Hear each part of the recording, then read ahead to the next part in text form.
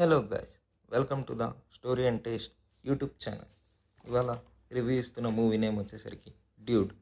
Hero Pradeep Ranganathan, heroine Mamitha Baiju and Neha Shetty, director Keerthiswaran. ఇది director first film, కానీ తీసుకున్న పాయింట్ మాత్రం చాలా పెద్ద పాయింట్. ఓవరాల్గా మూవీ వచ్చేసరికి అబో యావరేజ్ ఫిలిం. నచ్చచ్చు నచ్చకపోవచ్చు, బికాస్ కోర్ పాయింట్ అలాంటిది. ఇంకా ఫస్ట్ హాఫ్ విషయంలో మూవీ ఓపెన్లోనే ఓ బ్రేకప్తో స్టార్ట్ అవుతుంది. అదే హీరోకి నేహా శెట్టికి. హీరో ఎంట్రీ కూడా నేహా శెట్టి మ్యారేజ్లో కొంచెం ఫైట్స్ అండ్ ఫన్గా ఓపెన్ అవుతుంది. హీరో క్యారెక్టర్ వచ్చేసి తనకి ఒక ఓన్ కంపెనీ ఉంటుంది. వాళ్ళు సర్ప్రైజెస్, ప్రాంక్స్ ప్లాన్ చేస్తూ ఉంటారు, సెలబ్రేషన్స్ లాగా. హీరోయిన్ మమిత కూడా అదే కంపెనీలో వర్క్ చేస్తుంది. ఒకరోజు హీరోయిన్ మమిత ప్రదీప్కి సర్ప్రైజ్గా ప్రపోజ్ చేసింది.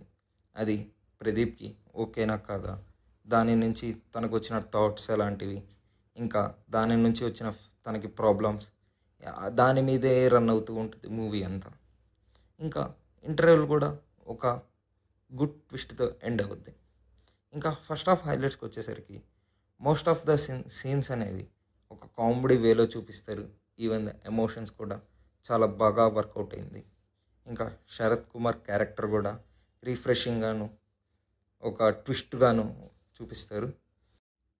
ఇంకా సెకండ్ హాఫ్ విషయానికి వచ్చేసరికి మూవీ యొక్క మెయిన్ పాయింట్ అనేది ఇక్కడి నుంచే స్టార్ట్ అవుతుంది.